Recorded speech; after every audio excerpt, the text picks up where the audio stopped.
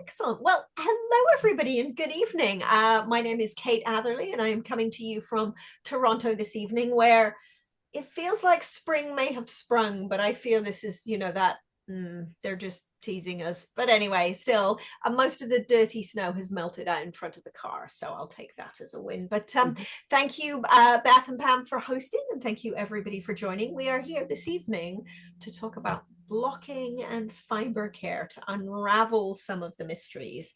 And indeed, this is exactly the right time to talk about this, because there is a spring cleaning aspect to this discussion. So I've got some slides that I will be sharing.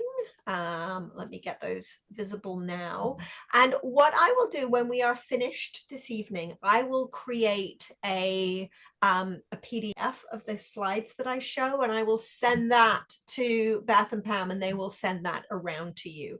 Because a lot of the slides are pictures, but there's a few with some text on that. You don't worry, you don't need to sort of copy things down in great detail. It'll be there for you as a record, so you can just sit back, get some knitting done, and listen. And hopefully, as I said, I will be able to kind of solve some problems, answer some questions, and bust some myths. I will definitely be monitoring for questions, by the way. I've got the chat window open on my screen here. I'm pointing at my screen now that you can see it. I keep the chat window open, and I would encourage everybody to type in the chat if you've got specific questions. In addition, I'll probably pause at various moments to check in and to see if people do have questions. And you will be able to unmute yourself, at that time. For the benefit of the recording, we will ask you to stay on mute if I'm the one speaking, but otherwise, I'm happy to take questions. And this is one of the benefits to attending these sessions live. I know that we do always record them so people can catch up after the fact. But if you're here in person, live, we'll be able to actually answer any specific questions that you might have. And with that, I would encourage you to type in the chat. As I say, if there are specific objectives for this class, if you do have any kind of specific conundrums you want to address with this, I'm going to be talking about that hand, it's reversed. I always get mixed up. I'll definitely be talking about lace shawls. That's definitely a crucial piece of it, but it's not the only thing that we need to think about when we're thinking about blocking. So back to my slides. So I said I was going to bust some myths. Myth number one: this isn't blocking. Well, it's not the only way. One of the biggest myths, one of the biggest challenges I think that we have, is that the word block in itself is kind of confusing. Oh, I'm seeing an excellent question in the chat. Excellent question. So I will come to that. I will read it out loud when we get there. But what a super question in the chat. Thank you to the person who mentioned that. So, okay.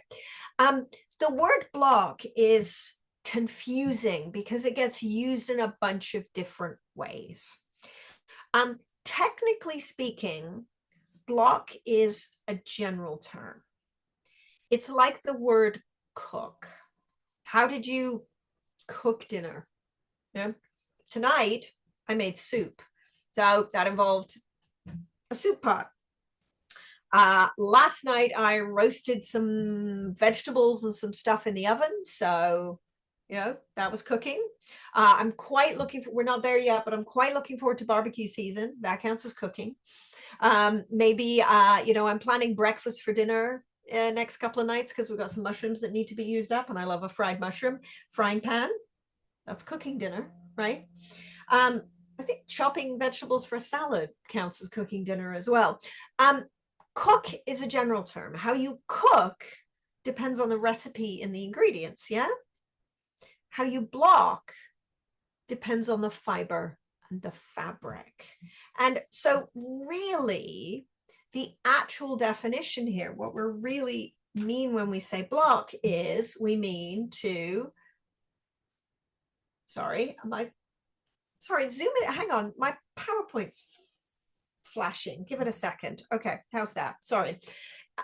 Finish the fabric in an appropriate manner.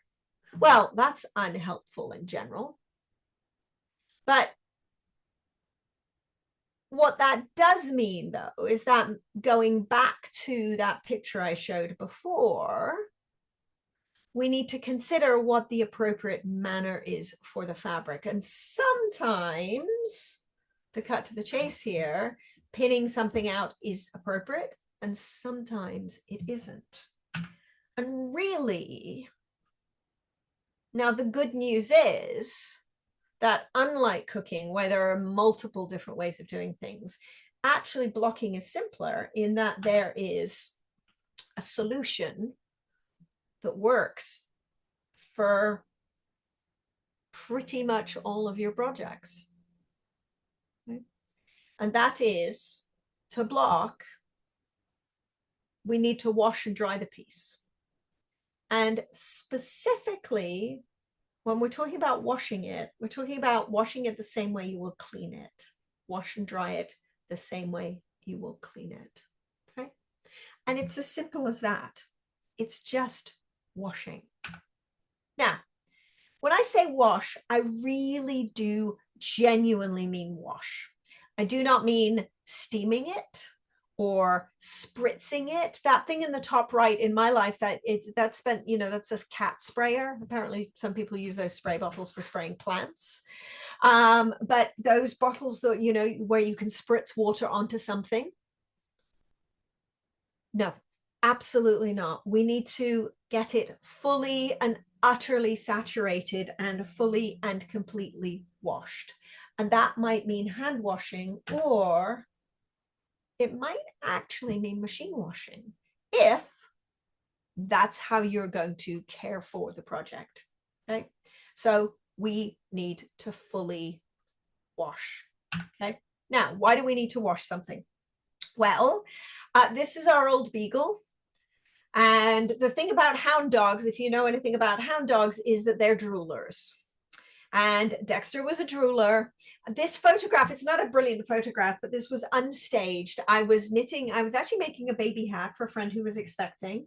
And I think I went off to the kitchen to make a cup of tea or grab some snacks or something. And I come back to the couch and the dog is, snuffling the yarn. And again, if you know anything about hound dogs, there's now dog drool on that yarn. Also dog hair.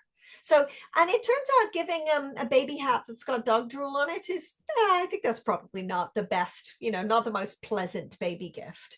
So we need to be washing our knits because stuff happens to them when we're making them. You may have a drooly dog. Okay. This is another not particularly great photograph, but it means a lot to me. This photograph was taken.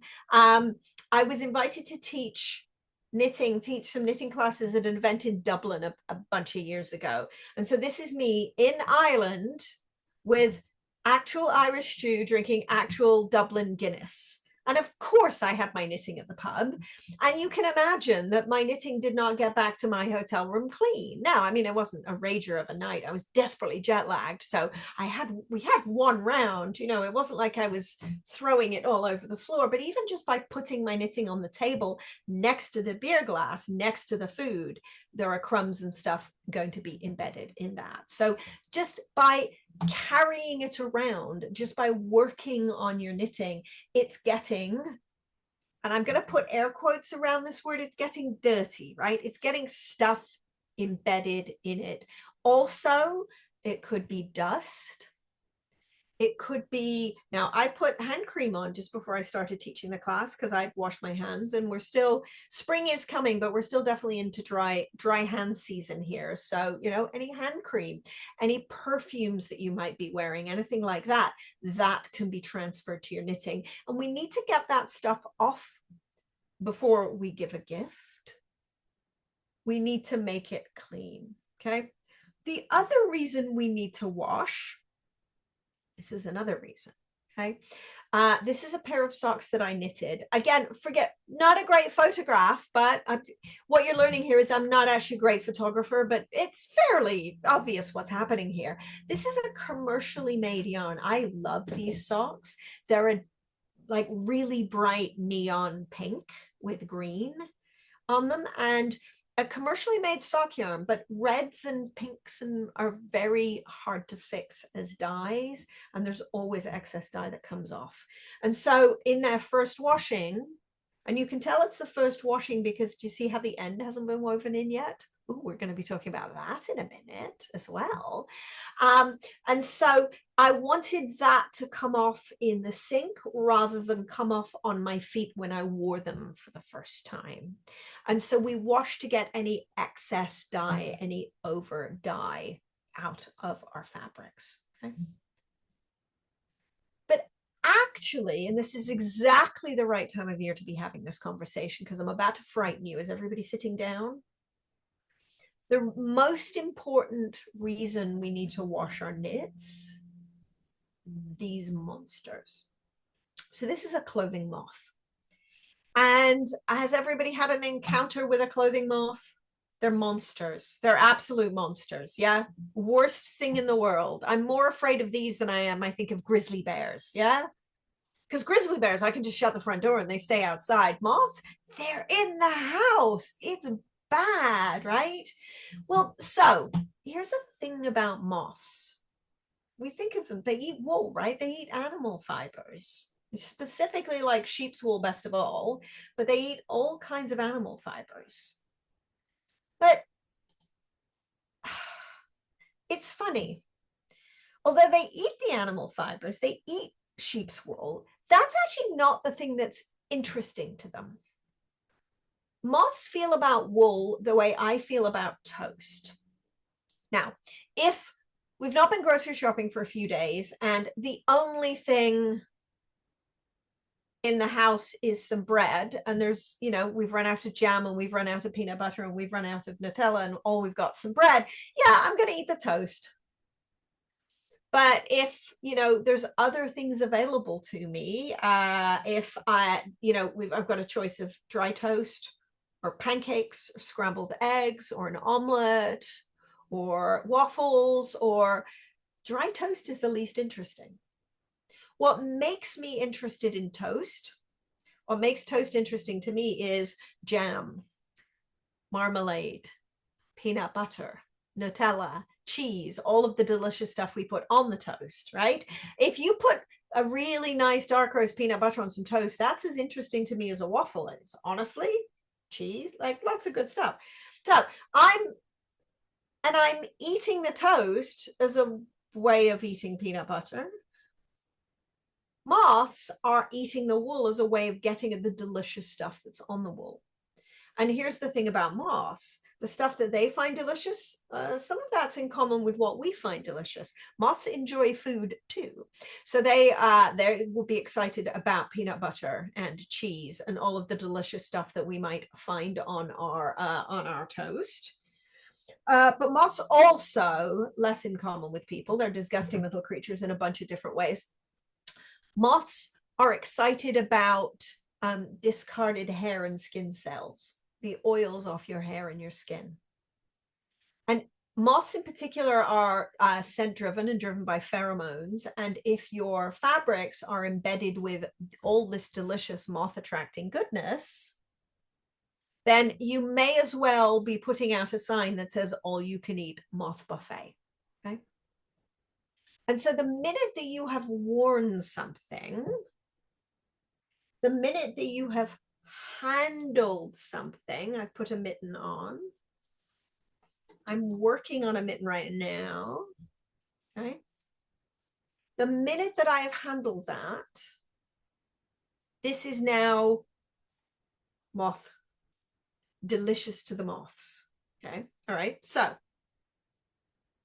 I think everybody's in agreement. Moths are monsters. That's fine. Non-controversial statement. Now we need to talk about where they live. Moths, specifically moth eggs, are teeny, teeny, tiny things that look like dust.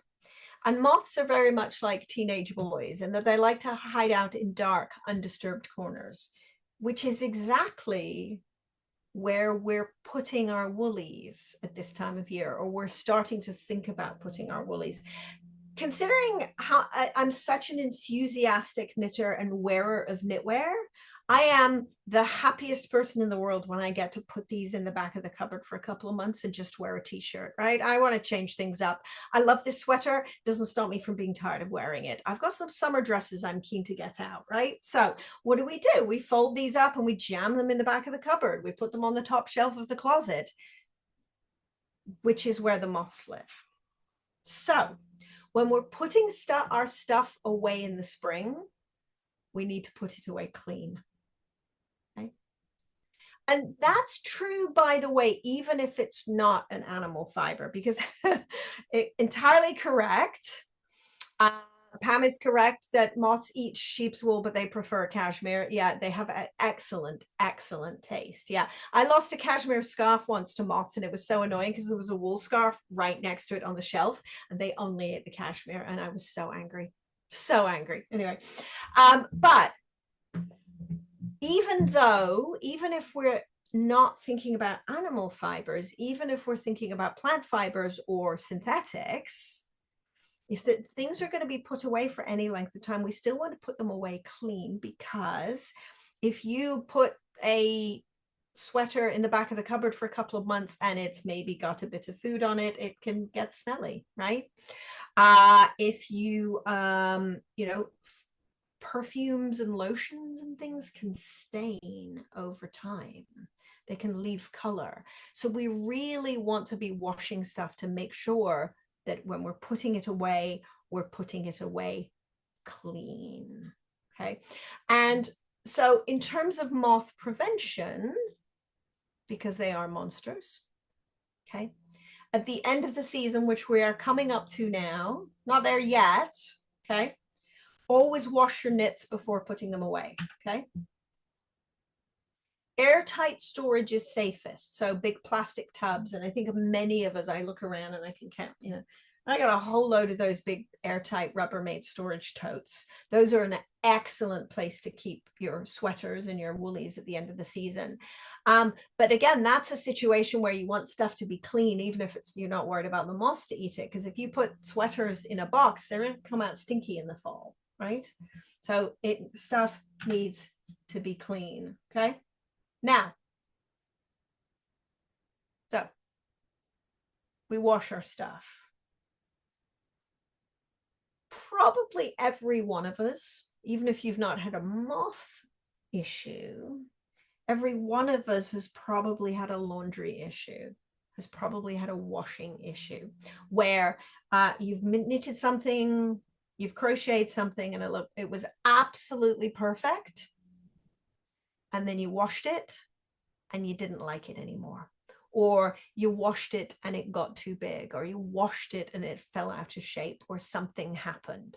And so there's a hesitation about washing stuff because fabrics and fibers change when we wash them. And I can remember very clearly this happening to me, where I made this sweater and it was absolutely perfect. And I wore it. I finished it in the fall and I wore it all winter. And then I washed it to put it away in the spring. And then when I got it out in the fall again, it was 2 inches too big in every direction. And I was utterly heartbroken. Okay.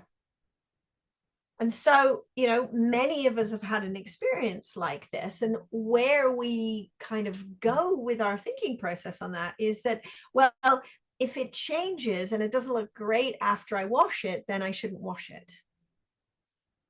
But radical statement, that's actually completely the wrong way around to think about it. Okay.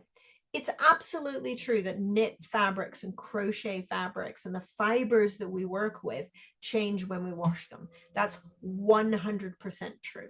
Okay. But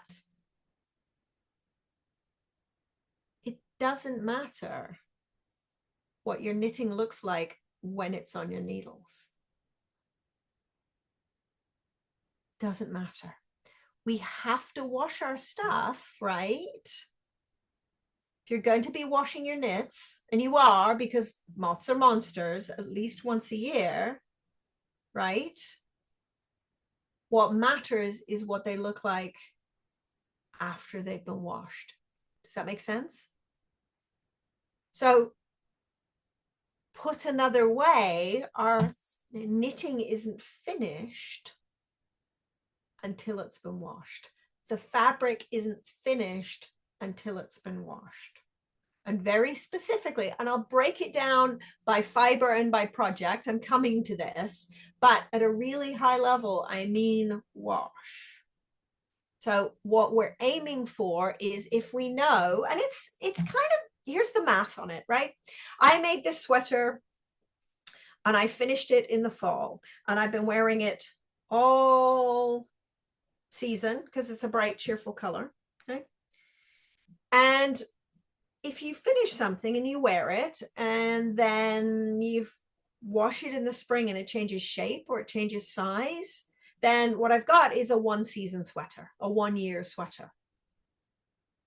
If, on the other hand, what I do is I make sure that it's the right size after it's been washed, I have a sweater I can wear for many, many, many years. Yeah, does that make sense? Got a sweater that is good after I've washed it every single time, which means that, by the way, washing is an important piece of the finishing. So before you declare any project done, to be specific, you need to wash it, because it doesn't matter what it looks like on the needles, because knitting on the needles, it curls up, it's scrunched, it's, you know, it's not, it's, you know, you can see the ribbings all kind of scrunched up, and it's not lying very tidy, and the sort of the thumb is all scrunched and it's been jammed in my knitting bag. This is not what it's going to look like. And that textured stitch is bubbly. It hasn't evened itself out yet. This isn't the finished fabric. We finish the fabric. We make sure it looks good after it's been washed. And specifically, I can turn any class into a gauge lecture. So here we go. This is the gauge lecture portion of the session. Okay. So if, again, we believe that moths are bad, which they are, and so we know that the fabric needs to be washed, what matters is that the fabric is right after it's been washed. And so therefore, we are washing our swatches and we're knitting or crocheting to our washed gauge. Does that make sense? And I'm using wash pretty generally here, but let me say this. When I'm an optimist, you'll notice I say when rather than if. When you are swatching, you will wash your swatch, and it's your washed gauge that needs to be correct. It really doesn't matter what your knitting looks like on the needles, okay? So to be explicit about this, when you're swatching for gauge, you wash your swatch, okay? And you're aiming for fabric and gauge that is correct after that washing step, okay? Oop. I'm sorry, my PowerPoint's being extremely weird today. I'm getting lots of, Office ran an update a couple of days ago, and it feels like the timings on the slides are off. Anyway, so sorry if I'm getting flashes there. So, and here I'm saying wash as a synonym for block. And I really mean here, treat it how you will treat the thing when you need to clean it. So before I go any further, because I want to dig into the different methods, does that make sense? Big picture? Okay. So what we do is when it's finished, we wash it, because you need to bring it to its finished shape and size. It means that the thing on the needle may be smaller than it will be when it's finished. It will certainly be, in my case, covered in crumbs in a way that the finished project won't be, crumbs and coffee stains. It will also probably be scrunched up. It will not be lying smooth. It won't look as pretty. So we wash it to make it look beautiful and to bring it to its finished shape and size. Okay. Any questions about that? So we set the stage. And so at this point, I'm going to put words in your mouth and assume I've talked you into it. Because again, if nothing else, moths are terrible, right? So the question is how? Okay. It's a 3-step process. Step number 1 is get the thing wet. And that could be a washing machine, or that could be hand wash. And here what we're going to do is we're going to look at the washing instructions for that particular yarn. In general, most of the yarns that we work, I got to be careful about this. For the most part, even if it says machine washable, I'm inclined to hand wash something, because sometimes the fabric will do better with a hand wash.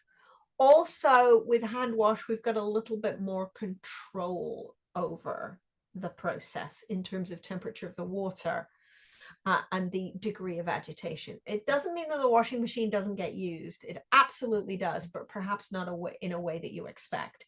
If your yarn is labeled as machine wash safe, so certainly a cotton, a linen, a synthetic, I'm less concerned about chucking those in the washing machine. But super wash wool in particular is an interesting one. That yarn is labeled as being machine washable, but I recommend a degree of caution on that. So I'm going to expand on that in a little bit. But a lot of the time I'm hand washing something, but hand washing something doesn't mean that it has to be a burden. It doesn't mean it has to be complicated. What I'm doing here to hand wash something is I've got a plastic tub and I fill it up with some lukewarm water. I use an appropriate wool wash, more on which in a bit. Generate some suds and I let it sit for about 20 minutes. End of story. And that's it. I don't need to kind of really work hard with it. Okay. On washing machines, now, washing machines, some of the newer washing machines have a cycle that's labeled as a wool or a hand wash cycle. Not a delicate, but a wool or a hand wash cycle. These cycles absolutely 100% are designed for washing stuff that we would not have been able to put in the washing machine before. Not in the current place that we live, but the previous house we lived, we had a washing machine that had a wool cycle. And so I got very excited about that. And I read the instruction manual for the washing machine for the wool cycle, because, you know, I'm interested in this stuff. And it was fascinating. It said that you should only use it for machine washable wools. And I thought, that doesn't seem right. If you've got a wool cycle, surely. Anyway, so what I did was I went to a thrift store, and in the bargain bucket, I bought a horrible, smelly, stained old wool sweater. And it was one of those Shetland wool sweaters where it said hand wash only. And it was the princely sum of $2, and it was a disaster. And I brought it home and I chucked it in the wool cycle of the washing machine. It was still a bad color, but it came out beautifully. So I didn't trust the washing machine. So this is where I gave it a test. Now it could be that, you know, you may or may not have to go to the thrift store. You could actually perhaps just throw some of your swatches in just to test. If you've done a bit of knitting, you've got some knit stuff that you're not necessarily going to need to keep. But if your machine does have a hand wash or a wool cycle, it's not a bad idea to test it just to get a sense of it. Many of them have a weight limit. And so if you put more than a couple of items in there, because the tumbling of the weight can cause some felting. What's happening when wool is felting, by the way, so wool fibers have little scales on them.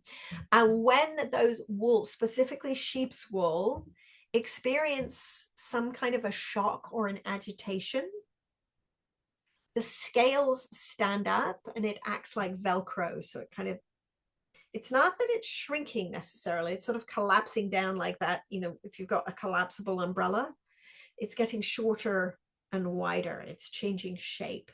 The process, frustratingly, is irreversible. Now, if it's wool, and this is pure wool, it's not just about the friction, and it's not just about water. It's a combination of friction and water, temperature shock and water. So even though this is absolutely 100% a hand wash only wool, untreated wool, just getting this wet is not enough to felt it. I would have to get it wet, and then I would have to really work at agitating it. And in terms of getting it wet, if there's rapid temperature changes. So when they make in New England and in Newfoundland, when they make fishermen hand mitts for fishermen, the way that they will felt them is they will put them on and dip their hands in the Atlantic, which, oof, making my hands cold just thinking about it, but it's a temperature shock. So you get them wet with cold water and you rub them together, and wet with cold water and you rub them together. So felting isn't it's not like you look at something and it's going to felt. It actually takes a little bit of work, but a standard washing machine cycle is exactly the perfect place to felt. So we don't want a standard machine cycle. You do not want even a delicate cycle. You can put your non-machine washable woolies in a wool cycle once you've tested it. Okay, so a lot of the time we do hand wash our stuff, but sometimes, and cottons, linens, hemps, linen and hemp actually desire are improved by a machine wash. So that's one where you definitely want to get it into a washing machine. And then synthetics, of course, one of the reasons that synthetics can be prized is that they are absolutely machine safe. So there's never a problem. So if you're knitting for little ones where you know that things are going to have to be washed over and over and over again, a synthetic is often a good choice for that. So yes. But really, if I summarize this out, if this is actually a 3-step process, and step number 1 is get the sucker wet. Okay. Now, just to reassure people who are afraid of, and have had a felting disaster, it was a friend of mine many years ago who said, I don't know why you're afraid of getting your wool wet. Sheep get rained on. This is a good observation. Sheep do get rained off. If you've ever been anywhere where there's a lot of sheep, if you think about the climate, including where I'm from, actually, sheep get rained on. So we don't need to worry about just water. It is a combination of factors. If we were to take those very damp, and I'm assuming quite smelly sheep, and rub them together, then I think we might be worried. But for now, just the fact that they're wet, because it doesn't felt when it's on their bodies, does it? Okay. So in terms of breaking it down by fiber here, so wool and other animal fibers and silk, include silk in that. So wash by hand or use a machine wool or hand wash cycle. In either case, the less agitation, the better, because we don't want it to start felting. We don't want it to start getting fuzzy or pilly. Okay. The keynote here is that we need to use a purpose-made wool wash. If it's a super wash wool, and so that is a wool that has been treated to withstand the friction and the shock of a machine wash. The way that's done, by the way, is that they're doing it can be done a couple of different ways, and a chemist would say that I'm giving this short shrift, but effectively what you're doing is using chemicals to either break or glue down those scales so they can't grab onto each other, so it can't sort of collapse down and stay collapsed down like your umbrella. So that's what a super wash wool is. Machine wash is absolutely fine, although I would say if you're putting something in a washing machine, and this is why even if it's machine safe, I'm sometimes a little hesitant, because if you're using a cycle that has a lot of back and forth kind of agitation, you can get stuff stretched and you can get you know what it's like when you get stuff out of the washing machine and the leg of the jeans is wrapped around the sleeve of your sweater is wrapped around, and it's all tangled up. That can cause stretching. So, but you still need to watch your laundry detergent. And on the laundry detergent here, okay, there's a whole category of stain fighters. OxyClean is one brand. In the UK, we sometimes see them referred to as bio products, bioenzymes. These stain fighters, this category of stain fighters, has little enzymes in them called proteases. And what proteases do is that they break down proteins. It's great. If I've spilt gravy on a cotton t-shirt, I want the proteins of the gravy to be broken down. But wool, silk, animal fibers, they're proteins. And so if your laundry detergent has these stain fighters in them, we are potentially breaking down our fabric. So what you want is some kind of a laundry detergent that doesn't have these elements in them. So you can get these purpose-made products like Soak and Eucalan. I think there's another one called Unicorn Fine Fiber Wash. I've seen that. There's a number of these.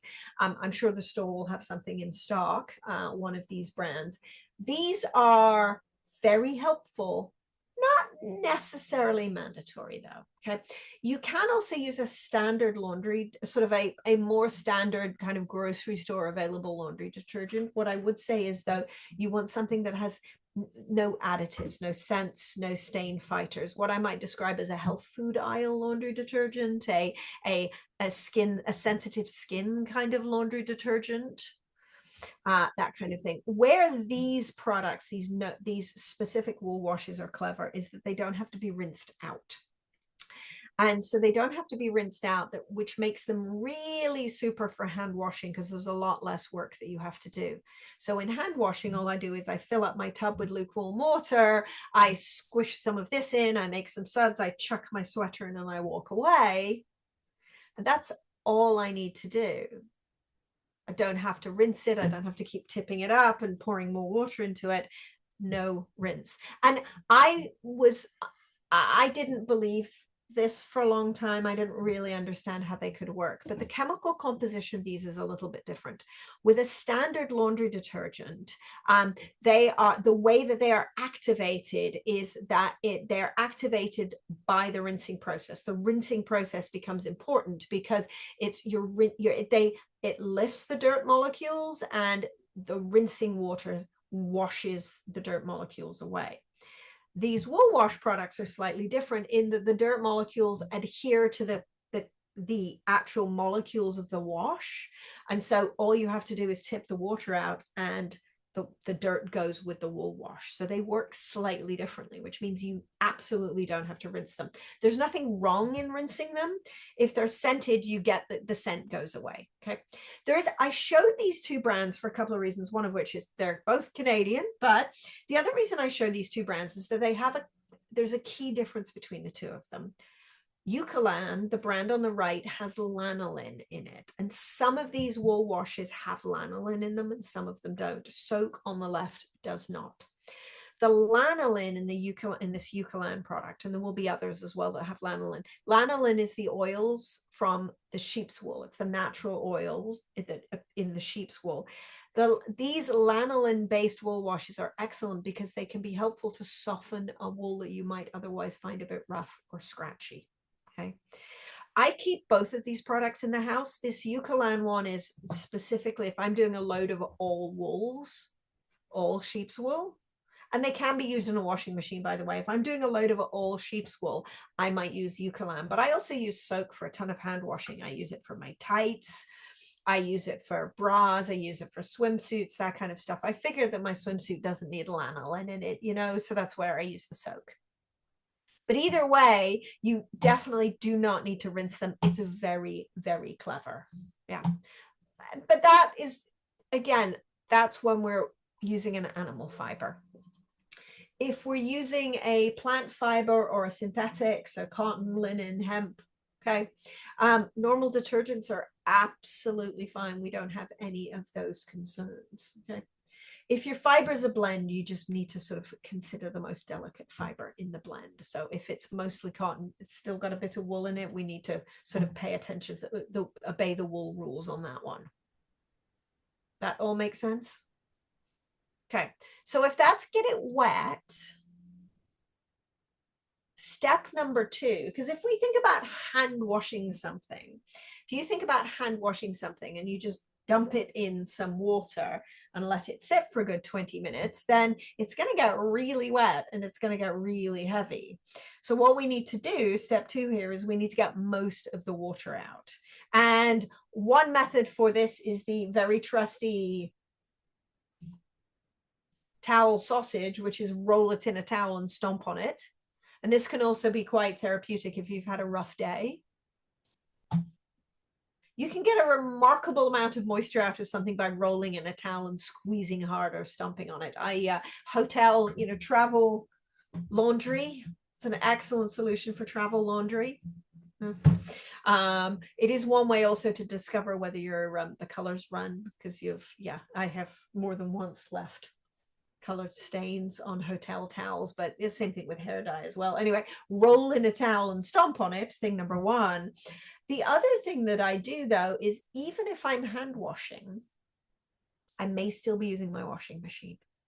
Okay, because the washing machine spin cycle is an amazing tool.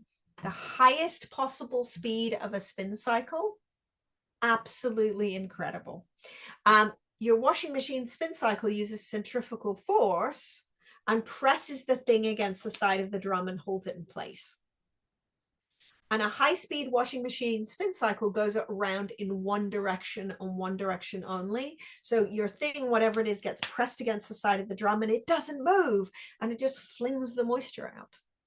And so even the most delicate of yarns, the most delicate of fibers, once it's fully wet, I'm going to chuck it in the washing machine and send it through the spin cycle. Now, again, we have to go back to reading our instruction manual for our washing machine, because they're labeled differently on different machines. I've had a machine where it's had there hasn't been a spin only cycle. You have to hold the spin button down, and it runs through a bunch of different options. My current machine, it says drain and spin, but if that does the same thing. So sort of be careful. What you don't want is, you don't want the rinse and spin, you want spin only. But I use it all the time for even any of my hand washing. I just chuck it in the spin cycle and it gets most of the water out. If I'm spinning something that's big, like a sweater, I might again use a mesh wash bag just to kind of keep the pieces together so it's not sort of stretching out. But otherwise, yeah, I am the biggest fan of my washing machine spin cycle. But either way, whether you're rolling it in a towel, or if it's already been through your machine, or you're sending it through the spin cycle, step number 2 is get most of the water out. Then step number 3 is get it dry. And this is where things start to differ, because let me underline this. Okay? Everything I've said is applicable to every project, to every kind of knit or crochet fabric. We must always get it wet and then get most of the moisture out. Okay? Where things differ at this point, how we're going to get it to dry. Okay. And my answer here is being semi-flippant. Okay. It depends on the project and the fabric, and also your future plans. What do I mean by that? Okay. So let's break it down by different projects. So garment pieces. This is how I block, and I always put air quotes around the word block here. Okay. And the reason at this point I'm starting to put air quotes around the word block is because we see this in knitting patterns. We see this in instructions, right? In the finishing instructions, it will say block, right?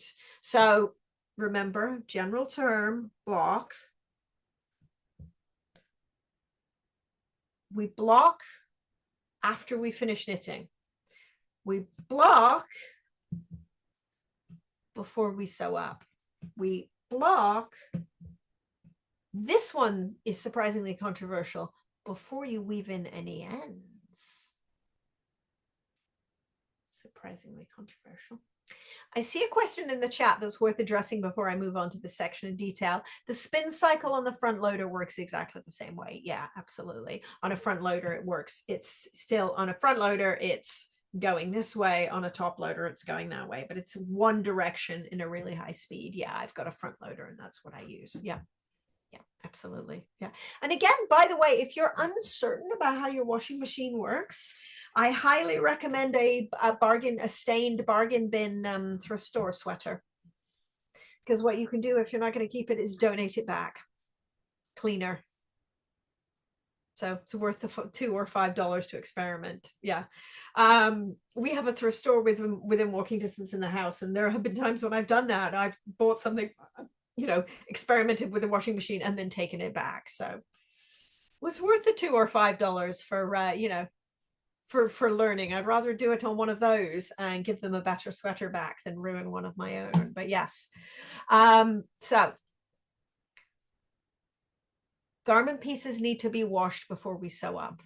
Garment pieces need to be washed before we sew up because we need the fabric to settle to its finished shape and size. It is true, I said it before and I will say it again to underline it, fibers and fabrics change when we wash them. Okay? And if you sew, if you work with woven fabrics, if you're a sewer, you will know that we are told to pre-wash our fabrics before we cut them. We pre-wash our fabrics before we cut them so that when we're cutting them, we know we're cutting them to the right size. And so, you know, it's no good if you sew something, two pieces together, and then they shrink one, you know, the fabric shrinks the wrong size. What happens with knitting is it's more likely to go in the opposite direction. It's more likely to relax than it is to shrink. But we do not want to be sewing two pieces together and have them relax, because then your seams may pucker or buckle. And very specifically as well, and this is one that seems to contradict a lot of the advice that you get in knitting patterns. I will always wait to the very end after any finishing is done before I weave my ends in. So I don't weave my ends in until after I've done any blocking, air quotes, and I don't weave my ends in until after I've done any seaming either, if there is seaming taking place. The deal with weaving in ends is that, well, first of all, like this, if the garment is going to be seamed, a seam is absolutely the best place in the world to weave your ends in. Ooh, you see, I have to be careful here. This is very much a do as I say, not as I do, because anyway, yes. When I put it on, I thought I need to be very, very careful here. But you see, there's my seam allowance. Okay. Best place in the world to weave your end in. Absolutely. I finished the sweater months ago and I haven't finished weaving only. Hey, at least I got the buttons sewn on, all right? Anyway, you just tuck them in before you leave the house and make sure no one knows that they're there. So if you're sewing up, the seam is absolutely the best place to weave in your end, because you don't have to be super careful about it and they'll never be visible. Thing number one. Thing number two is that I'm not weaving my ends in until after I've done any blocking, because if the fabric shifts or something happens or something changes, there is a possibility, it might be small, but there is a possibility I might need to undo and adjust. For example, if all of a sudden the sleeve was a bit too long and maybe, you know, I'm making a top-down sweater and the sleeve is an inch too long, maybe I need to pull the sleeve back a bit. So don't weave your ends in until after the fabric is truly 100% finished. In addition, you don't want to weave your ends in though, because again, the fabric may shift. And if, for example, you weave your ends into an area of the fabric, if it's something that's not going to be seamed, this mitten is not going to have any seams, but it will have ends. If I weave my ends in and then the fabric relaxes, I risk an area where there's a pucker, where the end has impeded the stretch, right? Where the end has sort of captured the fabric and stopped it from relaxing in the way the rest of it is. So you can, it's, you know, you can end up in an area where the end is visible. So do not weave your ends in until after the fabric has been settled. And the way we settle the fabric is by washing it. Now, some of the advice, I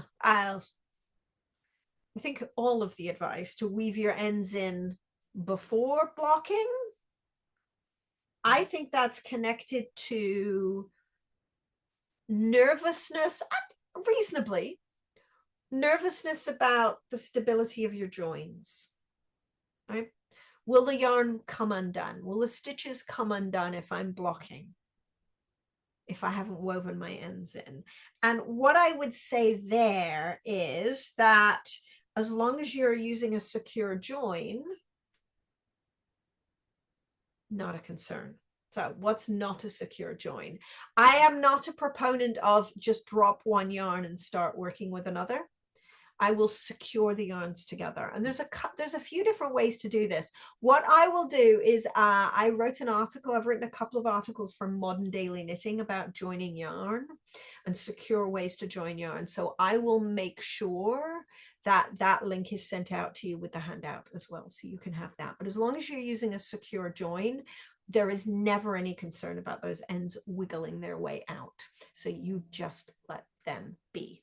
So that when it's been washed, if you've got seams to sew up, because the other thing about seams, by the way, is I'm utterly shameless about using my cast on and bind off tails to sew up my seams. You've got to weave them in anyway. You may as well use them for good, right? So don't weave them in advance and then have to introduce more yarn ends. Save them for sewing up. Okay, so, all right. Don't weave your ends in until after you've been blocked is where I'm going with this one. But with the garment pieces, what we're doing is we need them to be their finished shape and size, because you do not want to sew two pieces together and then have them relax or have them change shape, particularly if you're sewing a sleeve into an armhole where you've got fabrics kind of that are lying in different directions, because you may end up with a sleeve that doesn't lie neatly. You need the fabric to be finished and true. Okay, you need it to be its finished shape and size. And so here specifically though, we're not using any pins, okay? And it doesn't matter that the edges are rolling, because those rolled edges are going to be seamed up, okay? It doesn't matter.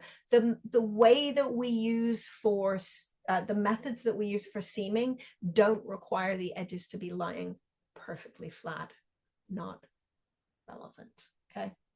So I think sometimes we worry that about the rolled edges, and we're kind of led down the garden path a bit to think that rolled edges are bad. Any rolled edge you see here in these sweater pieces, it gets used up, becomes part of the seam, not a problem, okay? This is how and so I saw the question in the chat about how I dry sweaters. This is how I dry sweaters. The advantage to having a big dog is that we have a big dog's crate, not when she's in it, of course, but whack a towel on top of a surface like a laundry rack or a dog's crate, or you can get these mesh sweater dryers, which are amazing, to allow the air to circulate underneath. Okay, I don't love the fact that this is on a table, because it's going to take longer to dry. The air can't circulate underneath, okay?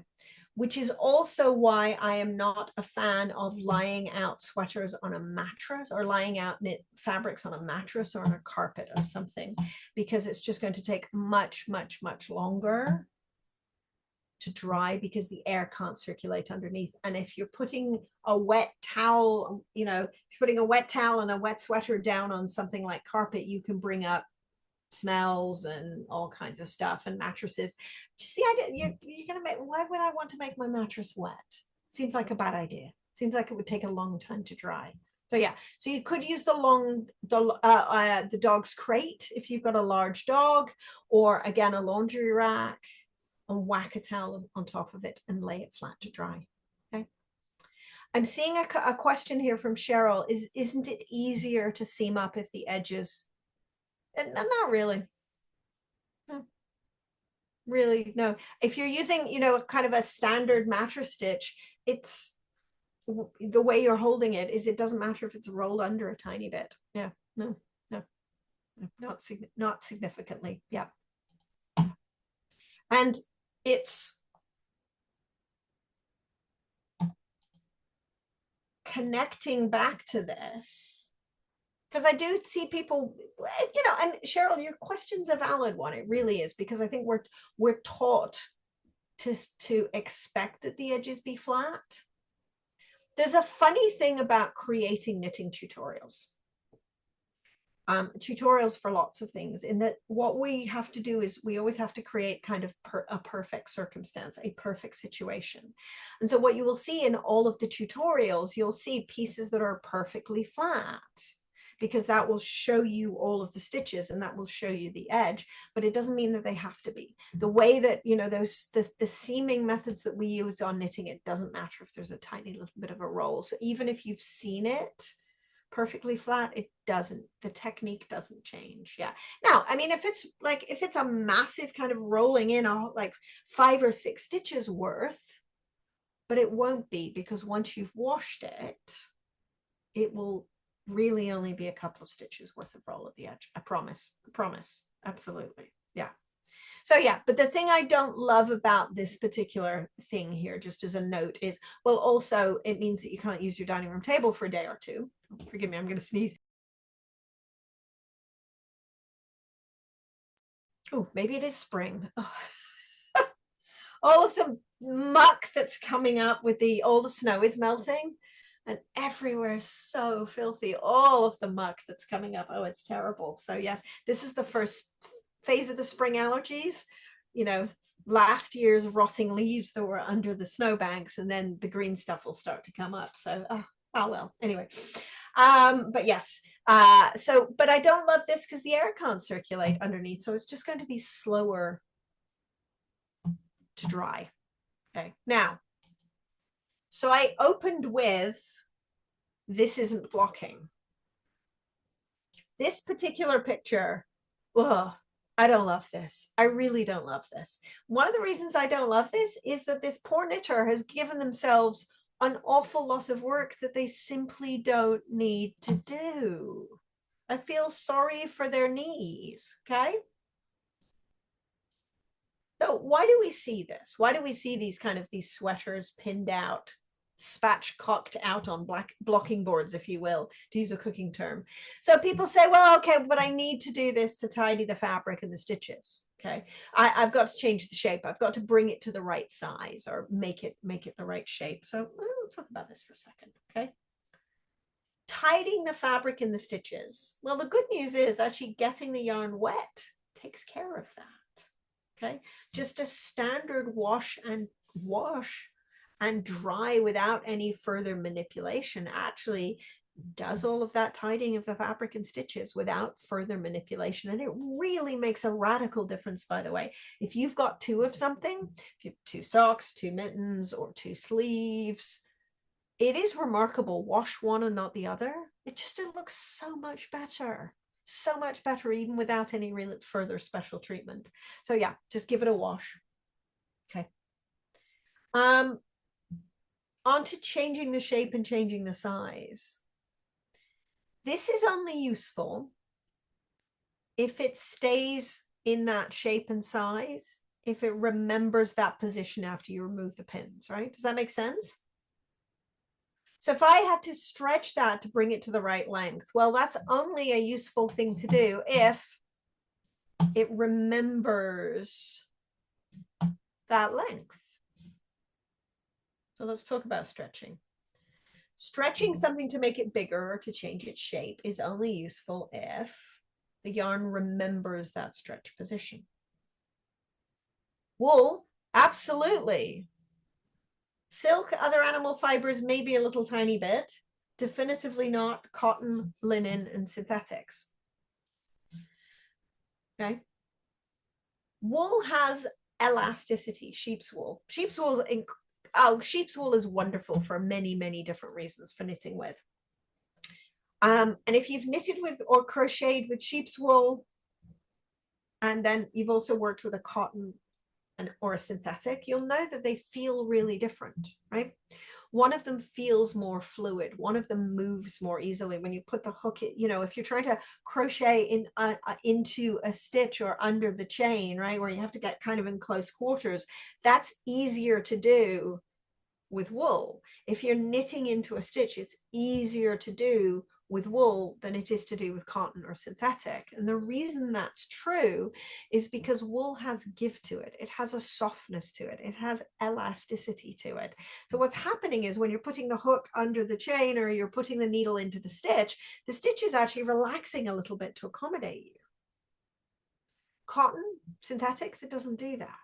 So it's why working with wool feels more fluid than working with cotton or synthetic, because of the nature of the fiber. So that's actually kind of cool, right? So we can stretch wool. And when we're stretching wool, by the way, we're not just stretching the fabric, right? We're not just stretching the fabric, but we're actually stretching the fiber, okay?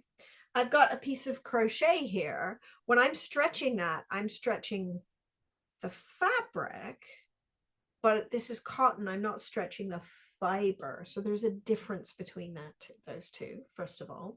Okay. And then, well, if I'm going to stretch, hopefully the idea is that it remembers that stretch position. Because if the sweater is 2 inches too short, I can stretch it to make it the right length. But I want it to remember that length when I unpin it, okay? Wool has elasticity and also memory, so it will remember that stretch position. Other animal fibers, a little tiny bit, and cotton, linen, synthetics, absolutely not, okay? So problem number one. Problem number two is that wool forgets the stretch when you wash it again. Which means that if I had to stretch and pin something to bring it to size, I'm going to have to do it every time I wash it. Which, again, puts me back to my position about this being that poor knitter has given themselves a whole load of work. Does that make sense? And you may only be washing something once a year, but it's still, that's a fair bit of work, right? It's not wrong to do that.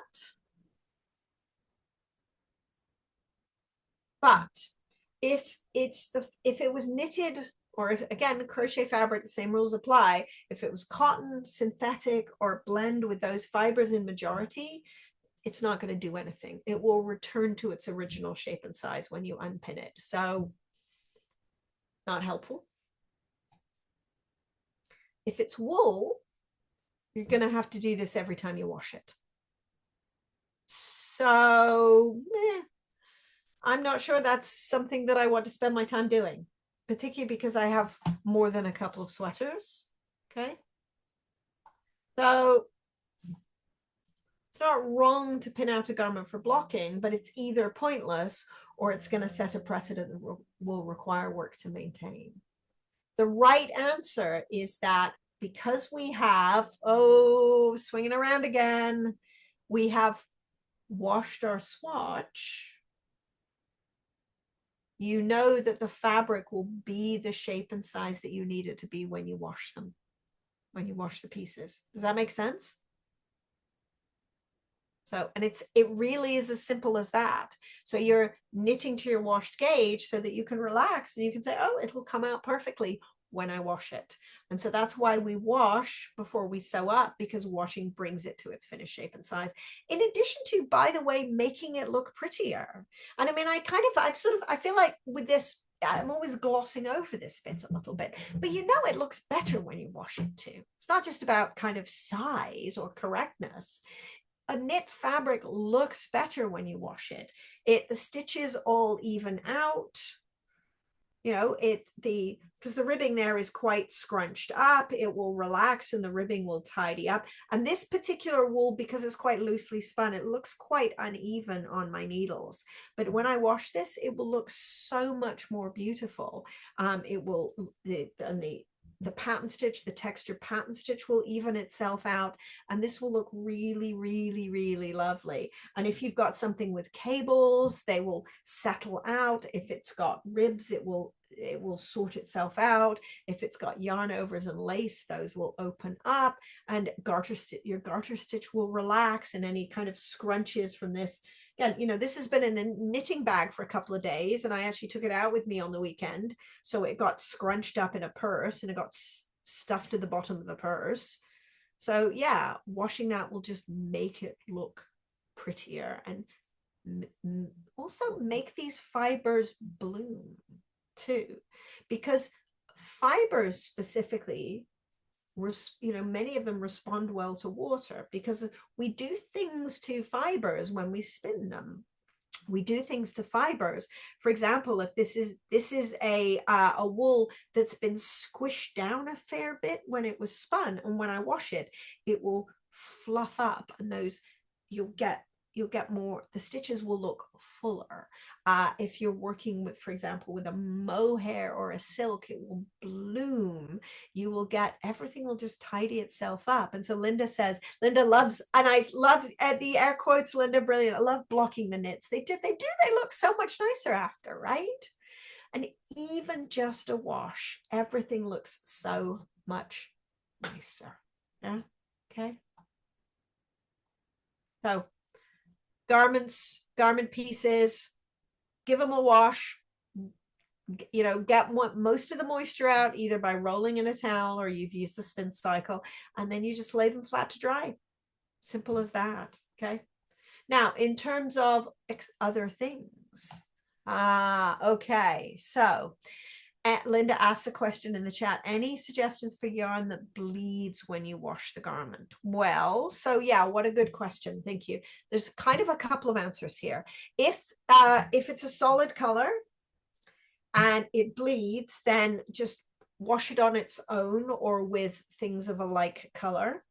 So when the spring comes, not only are we pulling all of the sweaters out of off the shelves in the wardrobe, but we're also sorting them into color piles. So there's the greens, there's the oranges, there's the reds, and then there's the, you know, the grays and the navies and the blacks, and they get all washed with like colors. Also, those color catcher sheets, have you encountered these? Those work really well.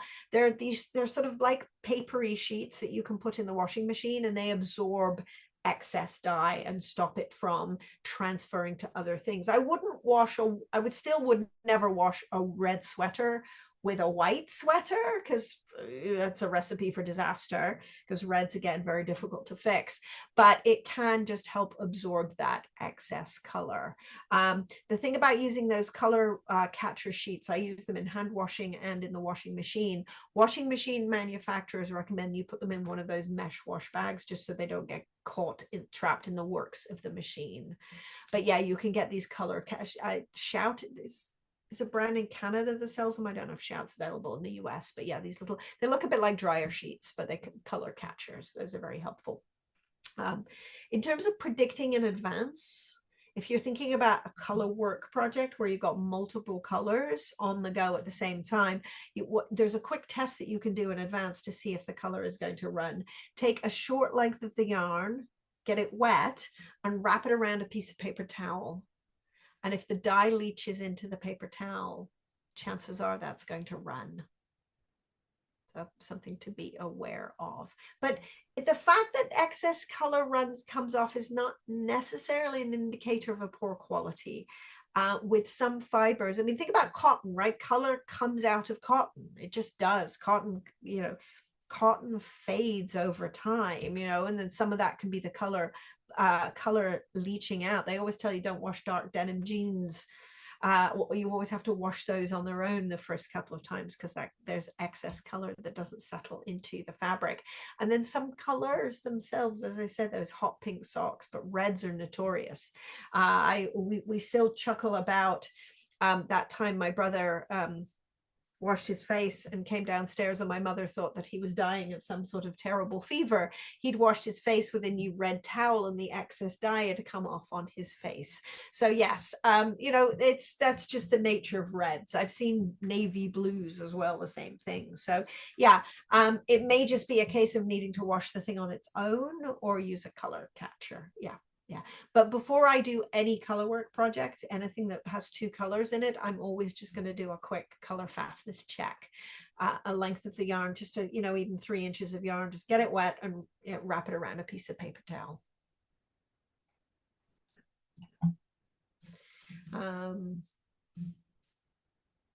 Good question. Thank you for asking. And in fact, while I'm here, while I'm answering questions, and so at the very beginning of the class, the question was asked, is it too late to block a shawl if you've already worn it? It's never too late. Give it a wash. What I would do to the knitter who asked that question, I don't know that there's a name there. I think it's just some initials in their handle. What I would suggest is that you take pictures of your thing before you wash it, and then wash it and just compare and admire, just to get a sense of that, how much of a difference there is. Yeah, because it'll be so much nicer. I bet you it's already good. It's only going to get better. Okay, so any questions about garments in particular? Because I want to talk about a few sort of accessories and kind of special fabrics and things, and then I'm absolutely going to talk about lace shawls. But before I do that, anything else about garments? Okay, super. So I'm a massive sock knitter. Sock knitting was kind of my first love, and I knit a lot of socks. I have knit a lot of socks. I've knitted hundreds and hundreds and hundreds of socks. And yeah, I own some sock blockers, and they're amazing for taking photographs. They're an excellent tool for taking photographs of your socks, but they absolutely should not be part of your laundry room equipment. This is how I dry my socks. This thing comes from IKEA. I believe it's called Pressa. You can get them in other stores as well. We call this, for reasons I'm sure you can imagine, the Socktopus. But you can get different shape ones that have clips on them, these little clippy hangers to let them air dry. So this is how I dry my socks. You're just hanging them on here. At this point, these have been hand washed and sent through the spin cycle, so they're not dripping. And I just clip them on the clippy hanger, and then the next day they are dry, depending on how humid your house is. Yep. Yep. And thank you. So yes, so our person with the initials who asked the initial question has said that their name is Dorothy. So thank you, Dorothy. Yes, brilliant idea to take a before and after photo. Yeah, absolutely. Just to see, to admire, and just to, yeah, see how much better it gets. Yeah. But yeah, specifically on socks, but this also applies to hats and fingerless mittens too. If you're making something that needs to stretch to fit, so a sock should stretch to fit, because a sock should be smaller than your foot, so it's stretched to fit, so it stays up on your leg. Same thing with a hat. Generally, hats should stretch to fit. And this mitten that I'm making, it's a fingerless mitten. I like to stretch to fit so it doesn't kind of flop around on my hand. You should not be stretching those as part of the blocking, because what you're doing there is you're throwing off the fit. You are taking away the sock's ability to stretch and stay up on your leg. Okay. Now, it's at this point, a friend of mine said, but I want them to look nice, which a valid concern.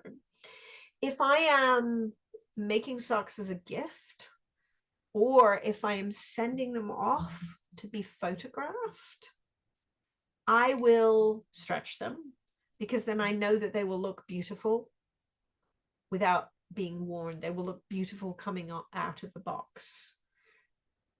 But otherwise, they don't need to look pretty in your sock drawer. They need to look pretty on your foot. And the way they look pretty on your foot is let them stretch to fit. Does that make sense? So yeah. So the reason that we see sock blockers around, and you see them in antique stores, they're hanging on the wall of the barn in the antiques section when you're going on a antiquing weekend. The reason that we see those and they belong in antique shops is because that they date back to a time before superwash, and they were effectively a desperate way to try to keep the socks in shape, when we were using a washboard. But we do not need them. And I between you and me, and I haven't been to the shop, so I'm hoping I'm not saying anything rude about the shop. Sometimes I see the shops, they sell sort of bespoke sock blockers, and it's you don't need them unless you're taking pictures for photography. So you do need them if you're posting pictures on your social media accounts, on your Ravelry account, that kind of thing. But no, otherwise, go find yourself a Socktopus or equivalent. So, you ordered them on request. Okay. All right. Fair enough. Good. Excellent. I'm always nervous about that. Am I being rude about the shop? So this is what a lot of people think of when we say blocking, right? When I say the word block, this is the thought bubble. This is that I can see above your heads, right? This is what we're thinking of. Okay. So yeah, absolutely. This is 100% the right thing to do and absolutely worth it for lace. Only lace. Only lace shawls. And then in particular,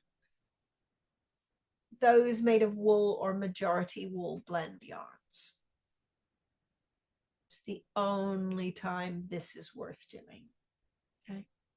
Because what we're doing is we're taking advantage of that elasticity and that memory, so that this knitting we will open up those yarn overs, straighten out those decreased lines, make the piece as big as possible, and also have it remember all of those beautiful scalloped edges. So you are stretching both the fabric and the fiber, and then taking advantage of the memory to make this piece look beautiful. I will say this, doing it again. For other animal fibers and for plant fibers, stretching like this can help settle and tidy the fabric, but it won't change its shape or size, and it won't remember it. So I will sometimes do this with a yarn that is not pure wool. And I'm thinking, something like alpaca or silk, where it doesn't necessarily have this elasticity and this memory. So what I'm doing with this is I'm still doing it, but I'm doing it more as a fabric tidy. In the same way that if and when I, the rare occasion that I dust and tidy up these bookshelves, what I will do is kind of go through and just even up everything in the bookshelf so it looks tidy, make sure everything's all sort of, you're sort of making a rearrangement of the fabric. You get it wet and you kind of tug on it to rearrange the stitches and to even everything out, but you're not fundamentally changing its shape and size. Does this all make sense? Okay.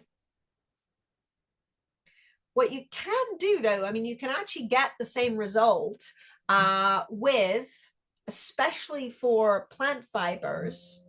Here's another not great photograph from my life. So this was an early spring photograph as well. I love drying the laundry outside because it smells so much nicer. So this particular shawl is made out of silk, and I'm hanging it and I'm letting the gravity settle the stitches.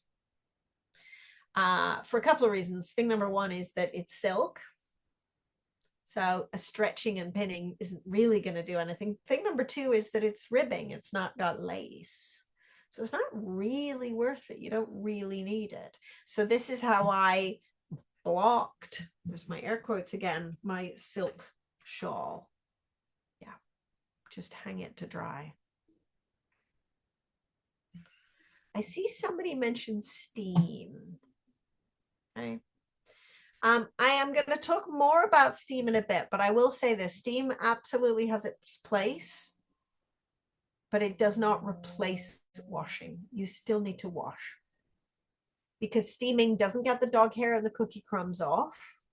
It doesn't get your potentially staining fragrances or hand creams off. It doesn't cause the yarn to fully relax and tidy the stitches up. It's a lovely finishing effect, but it doesn't replicate what's happening with the wash. And acknowledging, I hope that the moths are terrible and we need to wash to keep the moths away. What you really want to do is you want to make sure the fabric is its finished shape and size. So blocking absolutely does settle the fabric, no question. Sorry, steaming absolutely settles the fabric. Steaming absolutely makes it look beautiful, but it's not going to give you the same result as washing. Is that fair? Does that make sense? Okay, so let's talk about this then. And I'm actually going to do an example for you. So if we are stretching, we've got these tools. We've got wires and mats and pins and blocking combs. Okay, so here's how this goes. I am going to change off to my camera, and I've got some props here. So I've got a blocking mat. Now this is just so it fits in frame.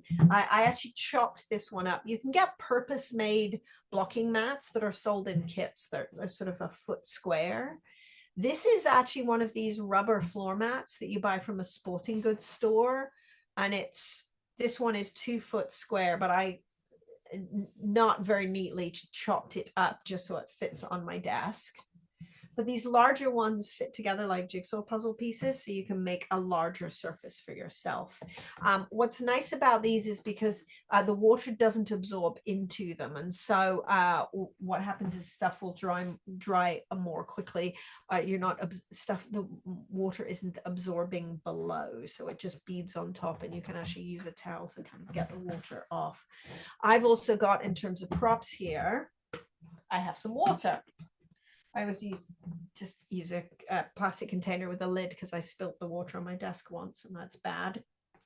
And what we need to do is and if I were using a wool wash, I won't for my little demo purposes, but if I was using a wool wash, I would make some suds in here and I would put that in. Now I chuck this in. This is pure wool. It doesn't instantly absorb moisture. Wool is actually really quite amazing. It takes a while for it to absorb moisture. So we really have to the right answer is to let this sit for a while. I can manipulate the fabric to force the water through. You can still see, and you'll see if I take it out.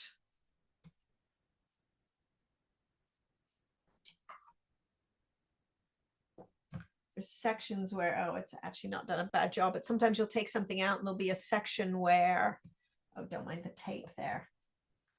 There'll be a section where it's a lighter color because it's just not yet fully absorbed the water. So, but you want it to be completely and utterly saturated.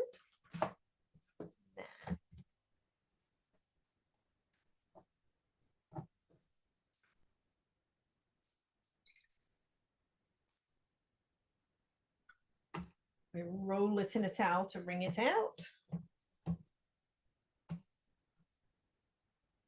Or send it through the spin cycle of your washing machine.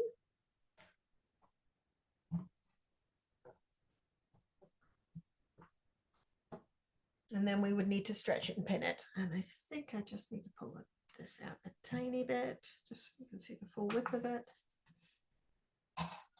And so we can use these pins. And by the way, there is a difference in quality in these pins. I bought some inexpensive ones from a beading store once, and it turned out they were not rust proof. So that way, there was a lot of sadness there. So I can put my pins in. Then I can put my pins in. And then I can put my pins in my scallops. But the problem is, you can see how that edge is bowing. It's hard to keep a straight edge.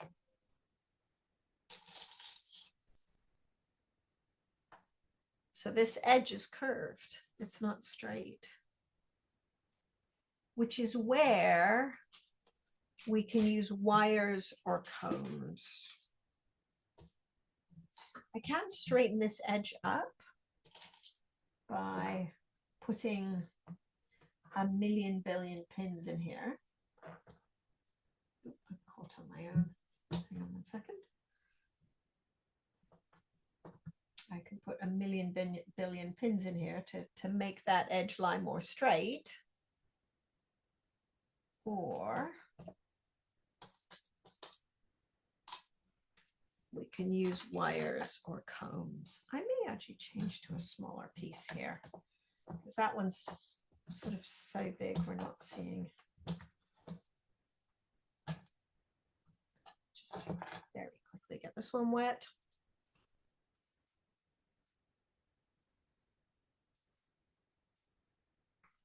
I will cheat this. I am cheating these a bit. They're not fully wet, but they're okay for our purposes right now.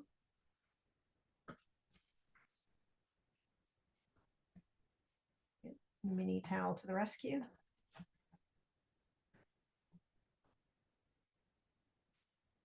And if this were a garment swatch, or if this were my mitten or what have you, I'd just lay it flat to dry. But because this is lace, and because this is lace made out of wool, I'm absolutely going to pin it. And as I mentioned, if I pull these down, the scallops, my top edge is not lying straight. And we can solve that by putting in a million pins.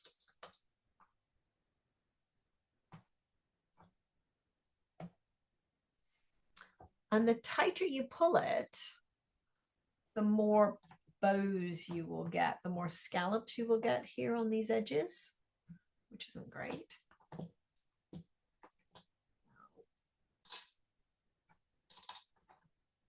That's what these are for. Okay. And you can buy kits of blocking wires. These are the very smallest ones that come in the kit. Generally, they're fairly long. They can be 2 or even 3 feet long. And the idea here is that what you do is and let's get them close.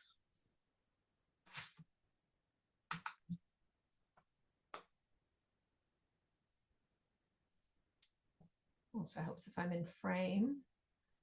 Feed it along that edge. And I'm grabbing every other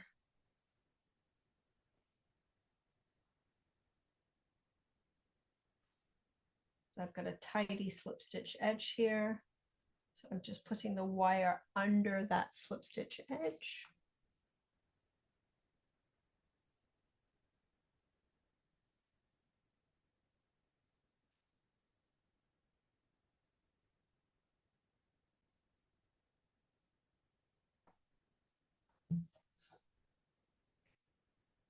Slide out of frame.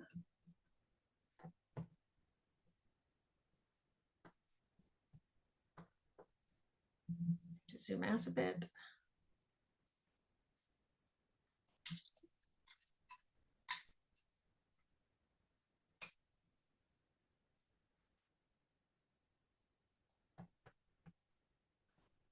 And then you stretch, and you stretch hard.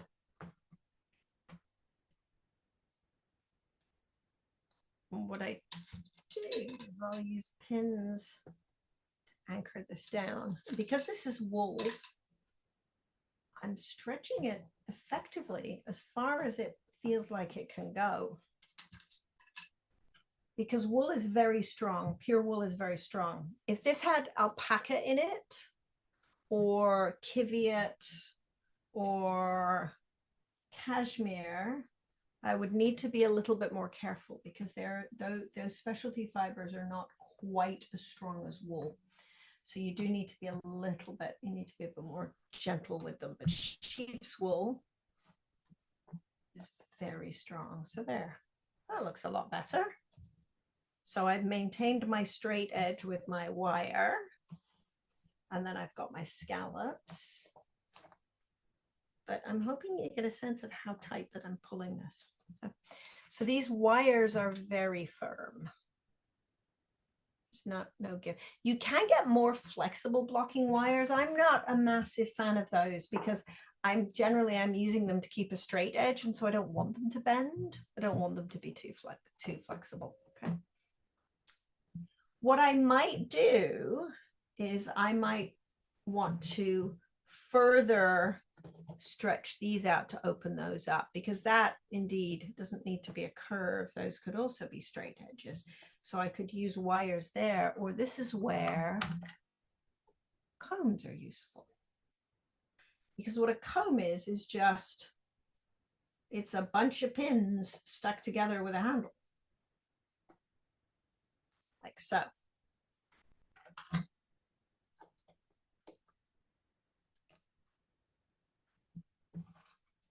So instead of those scallops having curves, I can make those scallops have straight edges. These are super sharp. They're actually much sharper than the T-pins. A little bit careful with them. There. There you go. And again, it really is stretched as far as it will go because it's a nice, strong wool. I'll put this here. And when I unpin this, it will barely shrink back. It'll shrink back a tiny bit, but not a ton. There, how's that? So, and I could also have used combs all the way along that straight edge. So combs are actually a nicer a way of, you know, it can create a long straight edge without necessarily needing wires. And then all we do is we let that dry flat. I will, with something like this, if I'm pinning out a large lace shawl, and there's, you can't see it now, there's one on the Judy behind me, and that is a big lace shawl. It's really long.